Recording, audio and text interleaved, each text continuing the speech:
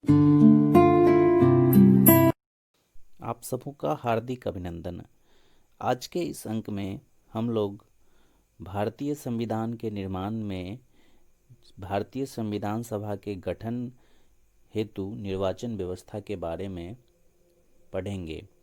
तो भारतीय संविधान के निर्माण हेतु एक भारतीय संविधान सभा का गठन किया गया था। जैसा कि हम लोगों ने पिछले अंक में पढ़ा कि भारतीय संविधान सभा के गठन हेतु मंजूरी मिल चुकी थी और भारत को स्वतंत्रता जो है वो किया जाना था।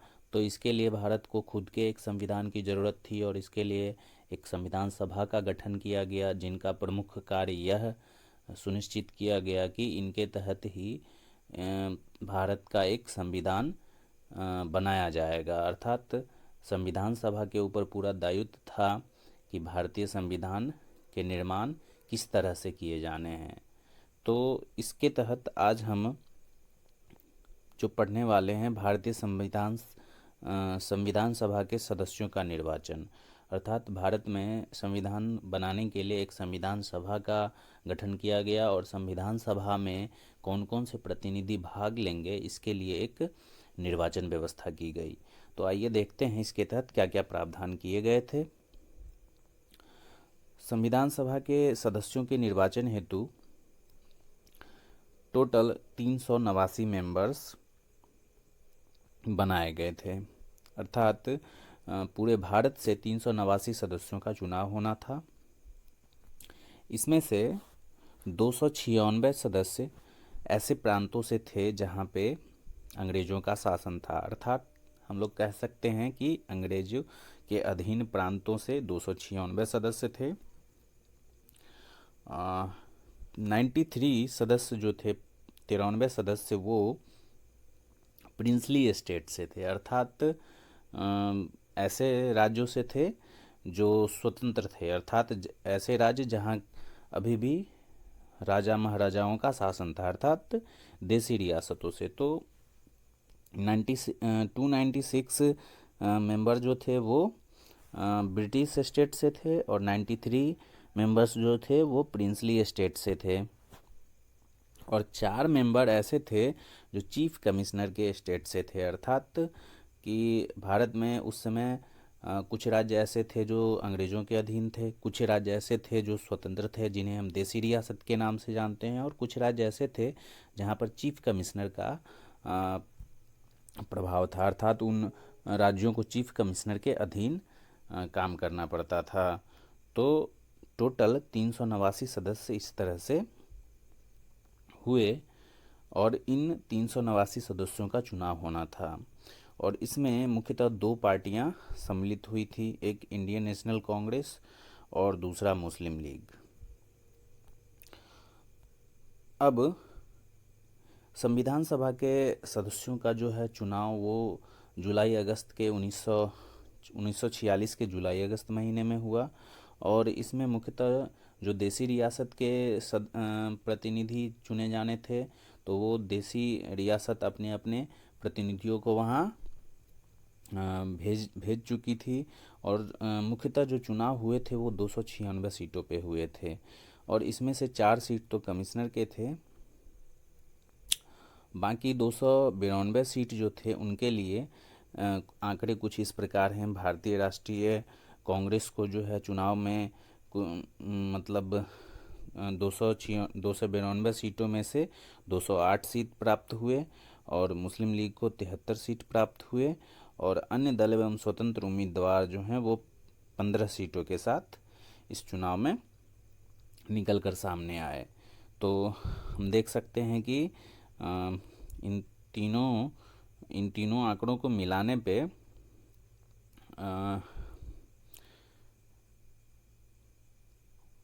296 सीट हो जाते हैं। जैसा कि हम लोग देख सकते हैं 208 प्लस 73 प्लस 15, तो ये मिलके हमें टोटल 296 पूरा होते हैं। तो इस तरह से सीटों का बंटवारा उस समय हुआ था और इसमें भारतीय राष्ट्रीय कांग्रेस सबसे ज़्यादा 208 सीटों के साथ एक प्रबल दावेदार थी। अब जो है इसमें देसी रियासतों ने खुद को संविधान सभा से अलग रखने का निर्णय लिया और 93 सीटें भर नहीं पाई। अर्थात देसी रियासतों को उस समय यह आशंका थी कि शायद उन्हें अंग्रेज कभी भी अपने अंदर ले सकते हैं, तो उन्होंने अंग्रेज़ों के द्वारा जो ये चुनाव व्यवस्था कराई गई थी उसमें खुद को अलग रखा। अब संविधान सभा के प्रतिनिधियों की स्थिति क्या थी? तो जो 296 सीटों पे चुनाव हुए उसमें से अगर हम सिलसिलेवार देखें, उनका क्लासिफिकेशन करें अलग अलग बेसिस पे, तो क्या स्थितियां देखने को सामने आई। तो सर्वप्रथम कुल निर्वाचित प्रतिनिधियों की संख्या 296 या पूर्व निर्धारित थी। इसमें से निर्वाचित प्रतिनिधियों में विभिन्न समुदायों की स्थिति कुछ इस प्रकार थी। जो सामान्य लोग थे, अर्थात सामान्य सीटें 213 रही। मुस्लिम प्रतिनिधि जो हैं वो 79 रहे। मतलब 296 में से अगर मुस्लिम प्रतिनिधियों की बात करें तो वो 79 थे, सामान्य प्रतिनिधि 213 थे और सिख प्रतिनिधि 4 थे। तो हम कह सकते हैं कि जो 296 सीटों पे चुनाव हुआ उसमें से प्रमुख धर्म के बेसिस पे देखें तो सामान्य प्रतिनिधि 213 रहे, मुस्लिम प्रतिनिधि 79 और सिख प्रतिनिधि 4 रहे। अगर बात करें अनुसूचित जनजाति की संख्या का तो वो 33 रहा।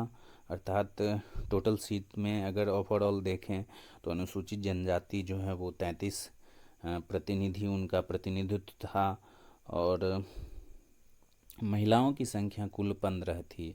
अब एक बार सिलसिलेवार ढंग से देखें हम लोग तो 296 सीटों में 213 सीट सामान्य प्रतिनिधि का था, मुस्लिम प्रतिनिधित्व की संख्या 79 थी, सिख प्रतिनिधित्व की संख्या 4, टोटल अनुसूचित जनजातियों की संख्या 33 और महिलाओं की संख्या 15 थी। इस चुनाव में 10 लाख की आबादी पर एक प्रतिनिधि का प्रावधान किया गया था। और जो प्रमुख बात ये रही कि हैदराबाद देसी रियासत के प्रतिनिधि संविधान सभा में सम्मिलित नहीं हुए। तो ये संविधान सभा के प्रतिनिधियों की स्थिति रही। अब इसके बेसिस पे जो है संविधान सभा की कार्यप्रणाली प्रारंभ हुई। संविधान में प्रतिनिधियों का चुनाव हो चुका था, तो अब जो बारी थी वो संविधान सभा शुरुआत करने की। तो 9 दिसंबर 1946 को संविधान सभा की पहली बैठक हुई। मुस्लिम लीग के द्वारा जो है इस बैठक का बहिष्कार कर दिया गया, क्योंकि मुस्लिम लीग का बस एक प्रमुख एजेंडा था कि वो पृथक चुनाव चाहता था और वो अपने लिए एक पृथक देश भी चाहता था। इसलिए उन्होंने इस बैठक का बहिष्कार कर दिया, क्योंकि जाहिर है कि भारतीय राष्ट्रीय कांग्रेस 208 प्रतिनिधियों के साथ बहुमत में थी और सारे कार्यभार उनको संभालना था और मुस्लिम लीग अपने आप को इसमें अलग थलग महसूस कर रही थी। इसलिए इन्होंने बैठक का बहिष्कार कर दिया। बैठक में इसलिए 296 सीट में से अगर हम 79 सीट जो मुस्लिम लीग ने लाए थे उसे हम माइनस करें तो हमें केवल और कितने सीट मिलते हैं, 217 सीट मिलते हैं। तो 79 सीट जो है वो मुस्लिम लीग के द्वारा उनका प्रतिनिधित्व था, तो इन्होंने अपने इस बैठक में भाग लेने से मना कर दिया। तो ओवरऑल देखें तो और कुछ देसी रियासतों में ने भी बहिष्कार कर दिया। तो इस तरह से जो संविधान सभा की पहली बैठक हुई उसमें केवल 211 सदस्यों ने हिस्सा लिया। सभा के वरिष्ठतम सदस्य डॉक्टर सच्चिदानंद सिन्हा को सभा का अध्यक्ष बनाया गया और ये अस्थायी रूप से बने थे अध्यक्ष। तो ऐसी व्यवस्था जो है वो फ्रांस से ली गई थी, जहाँ पे ये व्यवस्था है कि कोई भी अगर सभा हो और उसमें कोई अध्यक्ष ना हो तो उस सभा में जो उपस्थित वरिष्ठतम सदस्य होते हैं उन्हें अध्यक्ष का पद दिया जाता है। तो इस हिसाब से डॉक्टर सच्चिदानंद सिन्हा को सभा का अस्थायी अध्यक्ष चुना गया और ये केवल 2 दिनों के लिए रहे। तो इनका जो है चुनाव वो 9 दिसंबर 1946 को हुआ था। फिर 11 दिसंबर 1946 को संविधान सभा के अस्थायी अध्यक्ष का चुनाव हो गया और इस पद पे डॉक्टर राजेंद्र प्रसाद काबिज हुए। तो यहाँ से दो महत्वपूर्ण बातें निकल कर सामने आई कि एक, संविधान सभा के अस्थायी अध्यक्ष कौन थे, तो डॉक्टर सच्चिदानंद सिन्हा, और संविधान सभा के अस्थायी अध्यक्ष डॉक्टर राजेंद्र प्रसाद निर्वाचित हुए।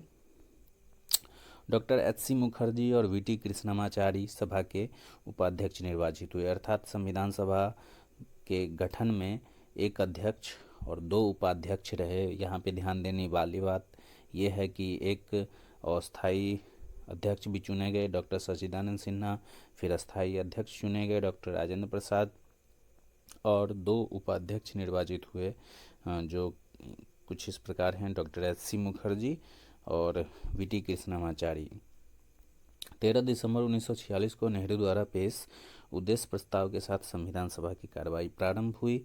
अर्थात संविधान को प्रारंभ करने से पहले नेहरू जी ने एक उद्देश्य प्रस्ताव भी पारित किया और उसके साथ संविधान सभा की कार्रवाई प्रारंभ हुई।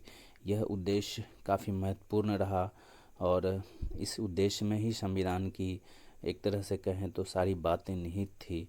अर्थात अगर किसी को संविधान पढ़ना है तो वो भारत का उद्देश्य प्रस्ताव अर्थात भारत के संविधान की प्रस्तावना पढ़कर पूरी संविधान को पढ़ सकता है। तो एक तरह से कहें तो वो पूरे संविधान का निचोड़ है। तो 13 दिसंबर 1946 को इस संविधान सभा की कार्रवाई प्रारंभ हुई। तो यहाँ से बहुत सारी महत्वपूर्ण बातें हैं जिन्हें अपने दिमाग में रखना है ताकि हम लोग प्रतियोगी परीक्षाओं की दृष्टि से और भारतीय संविधान को अच्छे से समझने की कोशिश कर सकें। तो आइए इसके उदाहरण पे हम लोग कुछ प्रश्नों के जवाब ढूंढते हैं जो इन्हीं संदर्भों से। संविधान सभा के सदस्यों का निर्वाचन कब हुआ था? तो संविधान सभा के सदस्यों का निर्वाचन किस महीने में हुआ था? तो मार्च 1946, जुलाई 1946, अगस्त 1946 या फिर जुलाई अगस्त 1946। तो सही जवाब जुलाई अगस्त के महीने में हुआ था। तो सही जवाब 4th। दूसरा है, संविधान सभा के प्रतिनिधियों के चुनाव में भारतीय राष्ट्रीय कांग्रेस को कितनी सीटों पर जीत मिली थी? तो जो चुनाव हुआ था 296 सीटों पे, उसमें कांग्रेस ने कितना सीट लाया था? तो पहला है 108, दूसरा 208, 73 और चौथा 178। तो सही उत्तर 208। तीसरा क्वेश्चन है, संविधान सभा के लिए हुए आम चुनाव में महिलाओं का प्रतिनिधित्व कितना था? महिला ने 296 सीटों में कितना सीट प्राप्त किया था?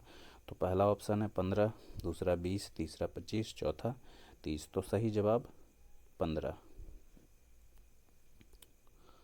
किस देशी रियासत के प्रतिनिधि संविधान सभा में सम्मिलित नहीं हुए थे? पहला ऑप्शन है हैदराबाद, जूनागढ़, पंजाब प्रांत, सिंध प्रांत। तो इसमें से कौन सी ऐसी देशी रियासत थी जिसके प्रतिनिधि संविधान सभा में सम्मिलित ही नहीं हुए? तो वो हैदराबाद। पांचवा प्रश्न है, संविधान सभा की पहली बैठक कब हुई?